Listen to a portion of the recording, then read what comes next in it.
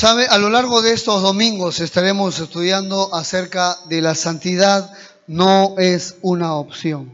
Para nosotros, usted debe saber esta verdad. Para nosotros la santidad no es una opción, no es una serie de enseñanzas que la iglesia tiene que saberlo sencillamente o tiene que entenderlo. Para nosotros, debe saber usted que para nosotros esto es una columna de la iglesia. Vivir de forma santa para nosotros es una columna tan fuerte. Nosotros no nos paramos aquí y nosotros enseñamos algo que nosotros no estamos tratando de vivir. Yo no soy un sinvergüenza que se para aquí y que hace o trata de convencer, de persuadir a vivir en santidad, pero en mi casa soy un sinvergüenza, le trato a mi esposa como quiero, no me importa y no rindo cuentas. No tratamos de vivir ese tipo de vida. Tratamos de ser consecuentes con lo que enseñamos y con lo que hablamos. Para nosotros, la santidad en la iglesia es una columna que tenemos, es algo que nos sostiene a nosotros. Decimos algo y tratamos de que nuestras palabras sean santas y que sean con toda pureza. Tratamos a las hermanas o a los hermanos también de esa forma, con toda pureza. Y unos a otros debemos tratarnos de esa forma. Para nosotros, vivir en santidad, para nosotros apartarnos cada día del pecado, no solamente es un deseo por la serie, sino es que tratamos de vivir de forma como un estilo de vida. Y es lo que Dios dice también en su palabra. Así que para nosotros, para lo que hacemos, para nuestro servicio, para lo que enseñamos, para cómo nos comportamos mutuamente, para nosotros la santidad es una columna de las más fuertes en la iglesia. ¿Y sabe por qué nosotros entonces tratamos este tema? La santidad no es una opción por algunas razones muy específicas, porque el carácter de Dios lo exige. Dios es santo. Escuche, todo aquel que quiera tener algo con Dios debe saber que estás tratando con un Dios santo, con un Dios que es apartado del pecado, con un Dios que en Él no hay tinieblas. Él es luz y en Él no hay ninguna tinieblas. Es el carácter moral de Dios, donde no habita la maldad, donde Dios no es un Dios corrupto, no es un Dios que puedes torcerle el brazo, no es un Dios que puedes sobornarle tampoco. Es un Dios santo, santo, santo. Y la santidad no es una opción, porque el Dios que tenemos es un Dios que exige santidad, que demanda de nosotros santidad, que está esperando que vivamos de forma santa. Hay un texto que dice, sed santos, porque yo soy santo, dice el Señor. Segundo, es que la santidad no es una opción, es porque es la voluntad de Dios y no el capricho de Dios, que nosotros seamos santos. Esto es el deseo y la voluntad de Dios. Otro versículo dice, pues la voluntad de Dios es vuestra santificación, que os apartéis de fornicación. Y la palabra fornicación tiene que ver con todo tipo de inmoralidad sexual, etcétera, o costumbres inmorales, etcétera, etcétera, etcétera. Número 3, la santidad no es una opción, porque hemos sido llamados a ser santos. Dice un texto más, porque no nos ha llamado Dios a inmundicia, sino a santificación. Y número 4, la santidad no es una opción, porque la santidad es clave para tu comunión con Dios. Tú quieres tener una relación con Dios, una comunión muy cercana con Él, tú quieres sostener con Él una vida con Dios, debes saber que clave es una vida en santidad. Estás tratando con un Dios, no estás tratando una relación solamente con un ser humano, tu esposa, con tus hijos, con tu vecino, con tu amigo. Estamos hablando de una relación con el Creador de todas las cosas. ¿Te imaginas eso? Una relación con Él tan cercano, un Dios tan grande, tan alto, tan sublime, que se ha acercado al ser humano y quiere establecer una relación con nosotros. ¡Wow! Él quiere tener algo conmigo y algo contigo. Él quiere tener una relación contigo y también conmigo. Pero para esto Él pide, Él exige, es clave que podamos vivir una vida santa, una vida que se va apartando día tras día del pecado. Nuestra vida es como un cuarto o como un edificio. Entra una persona y hay varios cuartos en este edificio. Algunos cuartos tienen luz, En algunos cuartos ya se han aclarado muchas cosas, pero hay algunos cuartos oscuros en los cuales no le hemos permitido que Dios ingrese, que Dios entre. Hay algunos cuartos que están echados con llave, que están con cerrojo, y no le permitimos que Dios pueda tomar o pueda entrar de forma voluntaria, como el Señor que es. Y necesitamos arreglar ese tipo de cosas, ese tipo de áreas donde hay suciedad, mancha, donde hay pecado, necesitan ser resueltas en la presencia de nuestro Dios. La santidad no es una opción. No tenemos opción, si quiero, si me parece, si me gusta la prédica. La santidad es demandada por nuestro Padre, que es santo. ¿Sabe? Estaba caminando el día viernes, exactamente. Estaba caminando y en medio de la preparación, en medio de los estudios que estaba teniendo, para pararme delante del pueblo y decirle, así ha dicho Jehová, pensaba y decía, Señor, ¿qué es lo que tú quieres? ¿Qué es lo que tú estás pidiendo y estás esperando?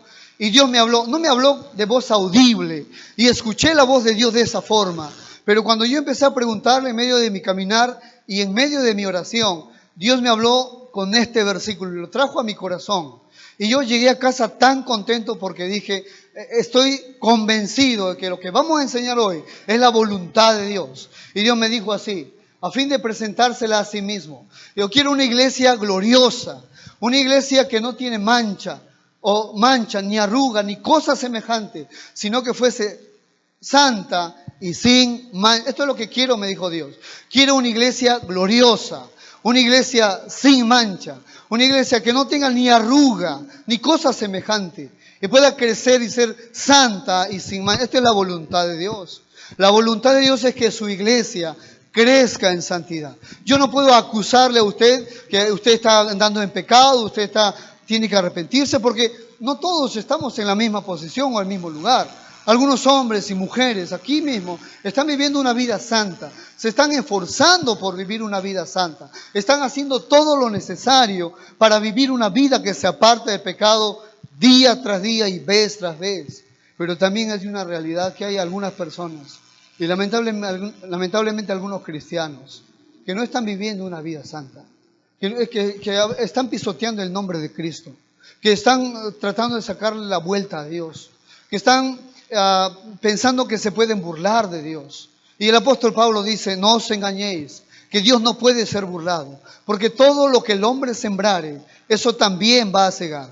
Y ahora Job, en medio de su aflicción, dice, no, Dios no es como el hombre. De Dios nadie se puede burlar como el hombre se puede burlar del hombre. Y así es. Necesitamos nosotros entender estas cuestiones y entrar de lleno a esta serie. La santidad no es una opción. ¿Sabe? Tratar de este tema nos va a beneficiar. Tratar de este tema nos va a bendecir mucho. Tratar de este tema va a traer bendición a nuestra familia, a nuestro hogar. Tratar estos temas nos va a examinar la vida y nos va a hacer mejores para Dios y nos va a perfeccionar los caminos. ¿Quién va a ser beneficiado de este tipo de cosas si no somos nosotros mismos? Job decía, pero ¿de quién se bendice cuando el hombre ordena sus caminos? ¿Acaso es Dios quien se bendice a sí mismo?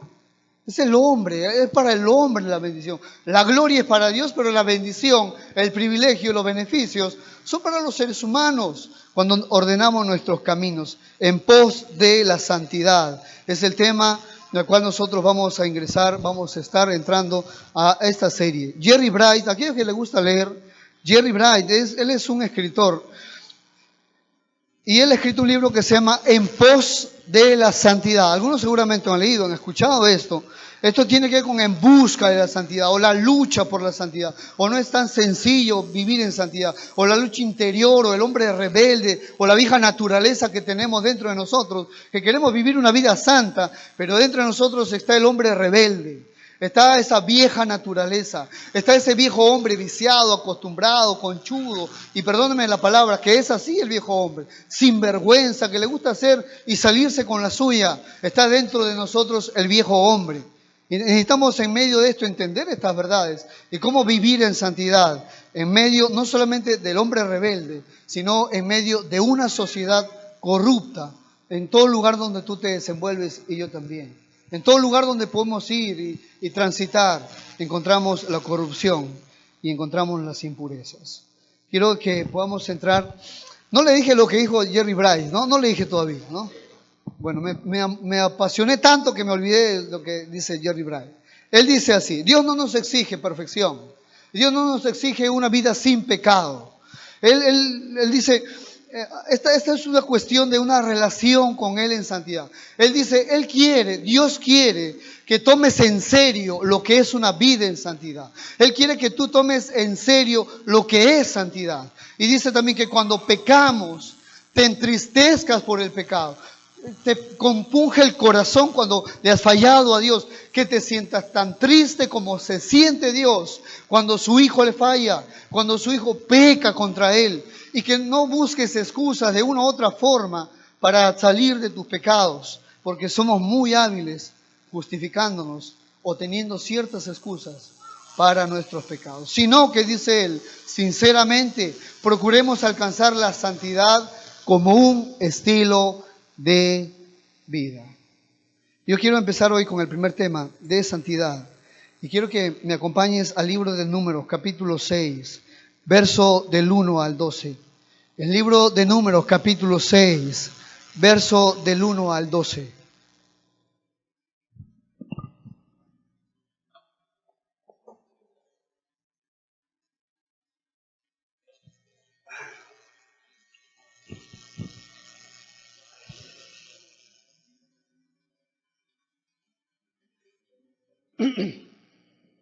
Números, capítulo 6, quiero presentar el primer tema ahora.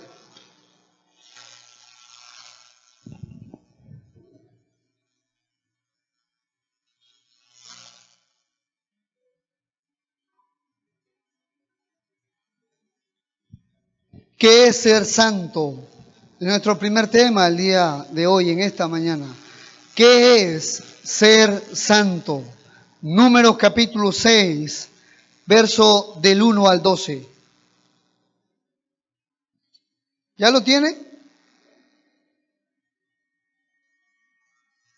Dice verso 1, habló Jehová a Moisés diciendo, habla a los hijos de Israel y diles, el hombre o la mujer que se aparte haciendo voto de nazareo, o que se apartare haciendo voto de nazareo, para dedicarse a Jehová, se abstendrá de vino y de sidra. No beberá vinagre de vino ni vinagre de sidra, ni beberá ningún licor de uvas, ni tampoco comerá uvas frescas ni secas. Todo el tiempo de su nazareato, de todo lo que se hace de la vid, desde los granillos hasta el ollejo, no comerá. Todo el tiempo del voto de su nazareato, no pasará navaja sobre su cabeza, hasta que sean cumplidos los días de su apartamiento a Jehová. Será santo, dejará crecer su cabello. Todo el tiempo que se aparte para Jehová, no se acercará a persona muerta, ni aún por su padre, ni por su madre, ni por su hermano, ni por su hermana. Podrá contaminarse cuando mueran, porque la consagración de su Dios tiene sobre su cabeza. Todo el tiempo de su nazareato será santo para Jehová. Si alguno muriere súbitamente junto a él, su cabeza consagrada será contaminada. Por tanto, el día de su purificación raerá su cabeza, al séptimo día la raerá. Y el octavo día, o el día octavo, traerá 2 tórtolas y 2 palominos al sacerdote a la puerta del tabernáculo de reunión. Y el sacerdote ofrecerá el uno en expiación y el otro en holocausto. Y hará expiación de lo que pecó a causa del muerto. Y santificará su cabeza en aquel día. Y consagrará para Jehová los días de su nazareato. Y traerá un cordero de 1 año en expiación por la culpa. Y los días primeros serán anulados, por cuanto fue contaminado su nazareato. Yo debo ser honesto, que esta lectura definitivamente es bastante pesada y hay muchas cosas que debemos entender y necesitamos conocer para entender a fondo esto. Lo que yo quiero extraer de aquí, porque tenemos aquí un segundo tema en la próxima semana, lo que yo quiero extraer de esta porción que tenemos es, ¿qué es ser santo? Y esta porción nos responde la pregunta, ¿Qué es ser santo? Si vamos a entrar y vamos a vivir en santidad, si queremos vivir de esta forma la voluntad de Dios, necesitamos saber exactamente lo que Dios dice acerca de qué es ser santo. Porque tú puedes tener una manera de pensar, una opinión, un punto de vista. Podemos mirar, entre comillas, muchas cosas que pueden ser, entre comillas, santas. Una persona, ¿qué no es ser santo? No tiene nada que ver con la apariencia externa. Una vestimenta no te hace santo. Aunque sea una vestimenta de color blanca, tampoco te hace santo. Santo no tiene nada que ver con la posición que tú alcanzas. Está mal, pero mal mencionado. Su santidad, le dicen a un hombre, entre comillas. Su santidad porque es una posición. Pero la santidad no tiene nada que ver con una posición. No tiene nada que ver con guardar normas o guardar reglas. No toques, no mires, no hagas, no respires. Bueno, eso ya es una exageración, ¿no? Pero no tiene nada que ver con guardar reglas o normas. Esto no produce santidad. Esto produce legalismo, esto produce religiosidad, pero esto no produce santidad. Y santidad, como dije en un momento, no tiene nada que ver con ser perfecto o estar sin pecado. ¿Qué cosa es ser santo? Aquí en la porción que nosotros tenemos, queremos rescatar algunos términos bien importantes y muy, muy claves. En el verso 2 dice, habla a los hijos de Israel y diles, el hombre o la mujer término 1, que se apartare haciendo voto de nazareo para dedicarse, término 2, para dedicarse a Jehová. Y vamos buscando un tercer término. En el verso 5 dice, todo el tiempo del voto de su nazareato no pasará navaja sobre su cabeza hasta que sean cumplidos los días de su apartamiento. Ahí está el tercer término, la palabra apartamiento. Verso 7, ni aun por su padre, ni por su madre, ni por su hermano, ni por su hermana, para contaminarse cuando mueran. Porque, ahí está el cuarto término, la consagración de su Dios tiene sobre su cabeza. Y estos términos nos enseñan mucho acerca de qué es un hombre santo. ¿O qué es ser santo? Le preguntaron a Buda y le dijeron, Buda, ¿qué es un hombre santo? ¿Qué es un hombre santo? Le preguntaron a Buda. Y Buda dijo lo siguiente.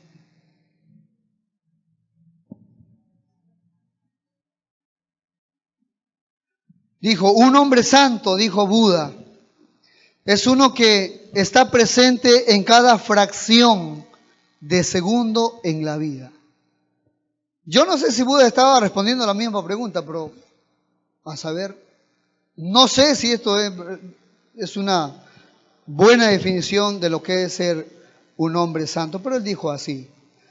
Hay un libro, a aquellos que les gusta la lectura, un libro sobre Mahoma que relata su verdadero carácter y su religión. Y este libro sobre Mahoma, entre comillas, el gran profeta Mahoma, este libro dice así, un profeta debe acreditar su misión con la santidad. Tiene un encargo, tiene una misión que hacer, bueno, tiene que ser acreditada con santidad. Y él dice, o este libro manifiesta, sin embargo, dice, los vicios de Mahoma, o se manifiesta que los vicios de Mahoma y la falta de santidad en sus obras le hace ser indigno de ser mirado como un nuncio o como un profeta del Señor, un profeta de Dios. ¿Sabe? La santidad es bastante delicada y muy seria. ¿Qué es un hombre santo? Había dos tipos de nazareos. Existían dos tipos de nazareos. Existía el primer tipo, el primer grupo. Eran aquellos que se ofrecían voluntariamente a Jehová. Este grupo o tipo de persona, podía ser cualquier persona, podía ser hombre o mujer, no importaba. Tenían la opción, la oportunidad de consagrarse exclusivamente para Dios y para nadie más. Se ofrecían voluntariamente. Ellos debían determinar cuántos días iba a ser su nazareato. su apartamiento para Jehová. Máximo tenía que ser 30 días, menos que esto no se consideraba un nazareo. Pero también existía otro grupo, aquellos que Dios nombraba o seleccionaba para ser nazareos, para ser apartados solo para Dios. Entre ellos estaba Sansón, entre ellos estaba Juan el Bautista, y ellos tenían ciertas reglas que debían cumplir. El nazareo decía así. Este nazareo se presentaba delante de Dios y decía así: hoy me consagro, hoy me separo, hoy me aparto, hoy me dedico exclusivamente para el uso de Dios y para ningún otro uso. Esto decía el nazareo: hoy me separo, hoy me consagro, hoy tomo el compromiso de apartarme exclusivamente para Dios y para nadie más. Esto decía el voto del nazareo. Ellos se apartaban exclusivamente para el uso de Dios, para los propósitos sagrados y para ningún otro propósito más. Él decía: estas manos solamente las pueden tocar Dios o usar Dios y nadie más. Estos ojos los voy a usar para Dios y para nadie más. Este ser, todo mi ser, todos mis miembros van a ser usados para Él y para ningún otro uso más. Esta es la palabra santo. Esto es ser santo. La palabra nazareo viene de nazar. Y nazar significa apartado. Nazar significa separado. Nazar significa consagrado exclusivamente para el uso de Dios y para ningún otro uso más. Esto es ser santo. Miren el micrófono. Miren este micrófono. Yo no puedo con este micrófono hacer otra cosa más. Yo no puedo cantar música del mundo con este micrófono. Yo no puedo usar este micrófono como a mí me parece o para el uso que yo creo conveniente. ¿Por qué? Porque este micrófono ha sido consagrado, separado, para el uso exclusivo de Dios y para ningún otro uso más. Miren este vaso. Miren este vaso. Este vaso ha sido separado exclusivamente para un propósito. En este momento para ningún otro propósito más, solo para uno. Ha sido apartado, ha sido consagrado. No podemos usar en este momento este vaso para otra cosa, porque miren, está apartado y separado exclusivamente para un solo uso y para ningún otro uso más. Esta es la palabra santo. Miren aquí, miren la guitarra. ¿Ven la guitarra? Algunos ven, algunos no ven. ¿Ven la guitarra? Yo no puedo tomar esta guitarra y tocar un vals. No puedo hacerlo. Yo no puedo tomar esta guitarra y practicar un momento mi música del mundo porque tengo tiempo libre, porque me sobra el tiempo. No puedo. ¿Por qué? Porque esta guitarra ha sido apartada solo para Dios y para nadie más, exclusivamente para Él, para su uso de Él y para ningún otro uso más. Esta es la palabra santo, apartado, separado, consagrado para el uso de Dios y para ningún otro uso más. ¿Cómo va tu santidad? ¿Cómo estás en el tema de la santidad? ¿Cómo van tus caminos? ¿En qué área necesitas tomar ciertos pasos? ¿En qué área necesitas tomar ciertas decisiones? Un hombre santo, hay una gran diferencia, mire, hay una gran diferencia entre un buen hombre y un hombre santo. Un buen hombre puede cuidar y atender muy bien a su familia. Puede trabajar de forma muy responsable, pero también este mismo hombre puede terminar viendo pornografía.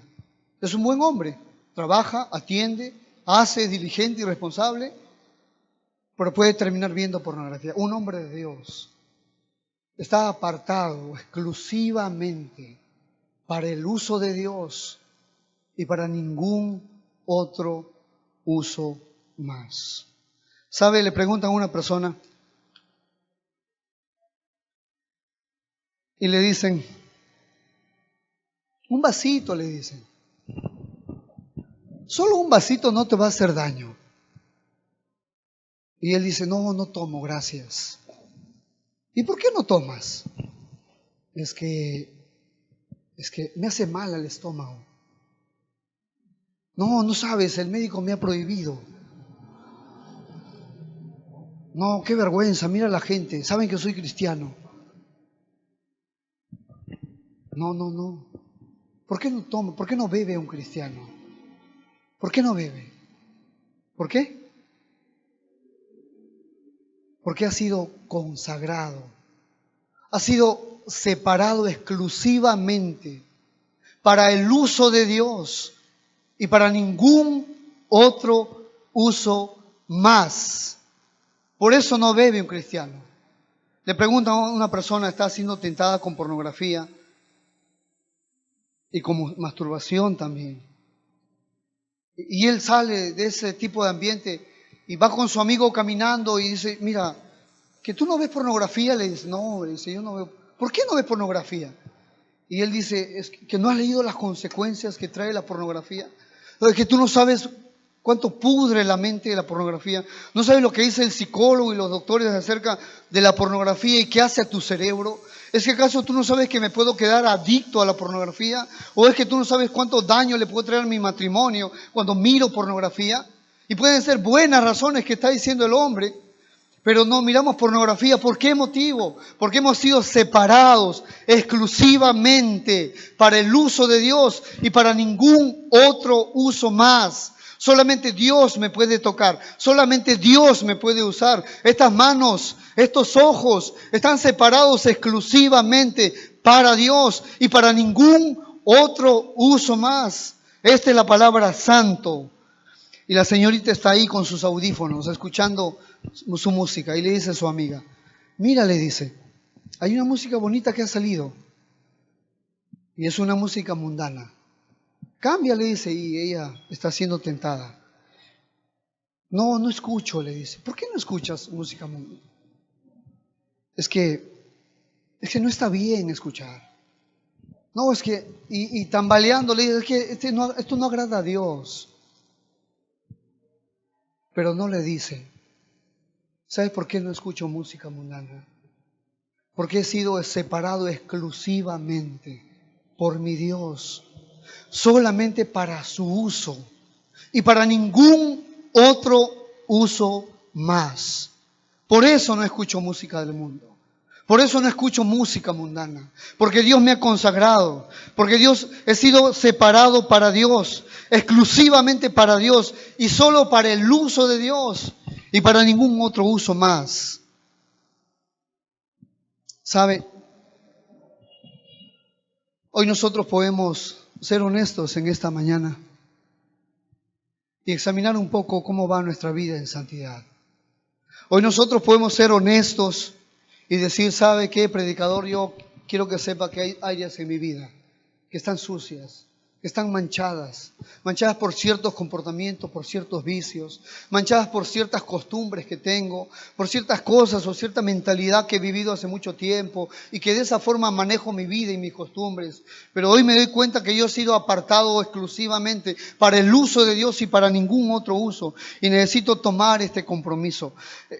Y hay miembros que están de repente sentados aquí, que están en medio de este tipo de lucha, porque el hombre rebelde ahí es mañoso, es sinvergüenza, y en cualquier momento que le damos la entrada o que le abrimos un momento la oportunidad de hacerlo, terminamos embarrados con el pecado y terminamos sucios y hasta terminamos culpables por este tipo de cosas. Pero también debo decir que hay cristianos aquí sentados que sí se esfuerzan, que sí están haciendo todo lo necesario, que sí entienden que han sido apartados exclusivamente para el uso de Dios y para ningún otro uso más. Y ahí están, no son perfectos, no es que son sin pecado, pero se levantan y vuelven, o se caen y vuelven a levantarse, y van esforzándose, y van intentándolo, y no dejan de intentarlo día tras día, y vez tras vez.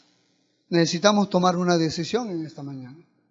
Necesitamos tomar una decisión. Romanos capítulo 12, verso 1. Romanos capítulo 12, verso 1 de Romanos.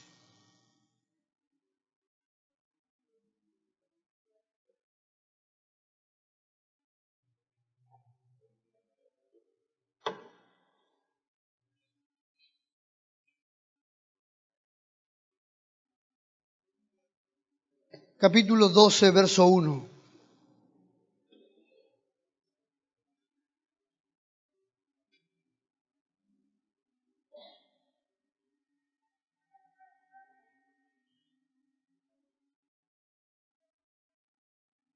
Dice así, verso 1. Así que, hermanos,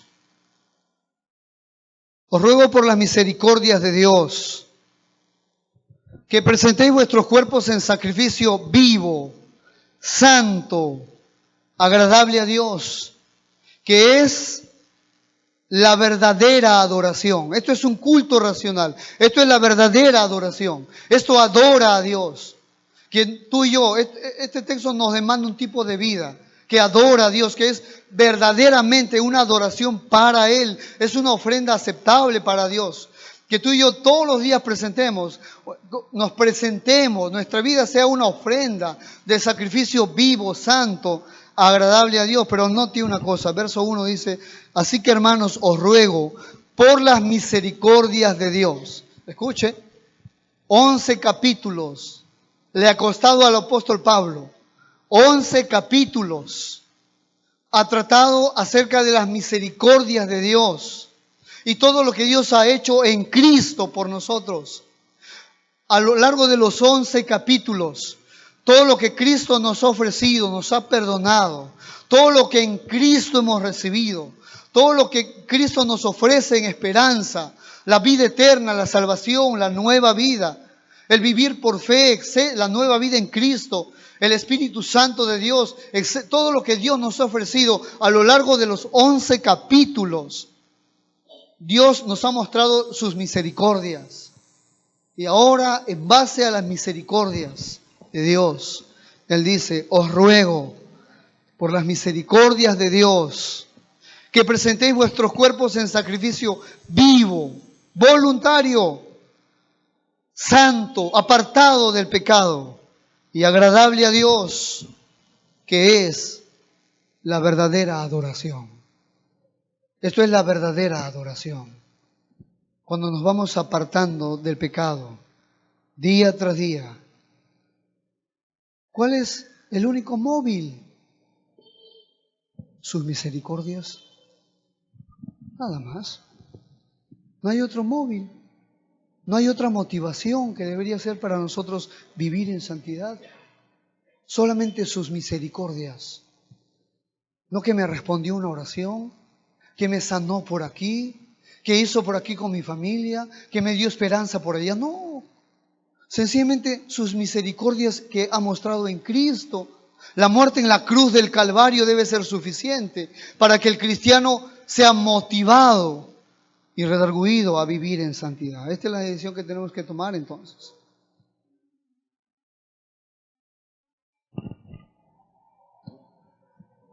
Dice que presentarás tus miembros solo y exclusivamente para el uso de Dios y para ningún otro uso más. Amén. Termino con esta frase.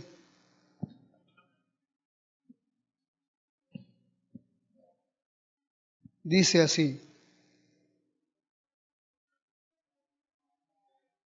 no tienes la posibilidad de elegir cómo vas a morir o cuándo, pero sí puedes decidir cómo vas a vivir ahora, de ahora en adelante.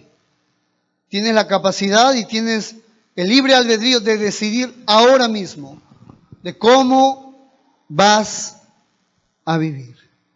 Amén. Ahí donde tú estás, yo te invito a que cierres tus ojos.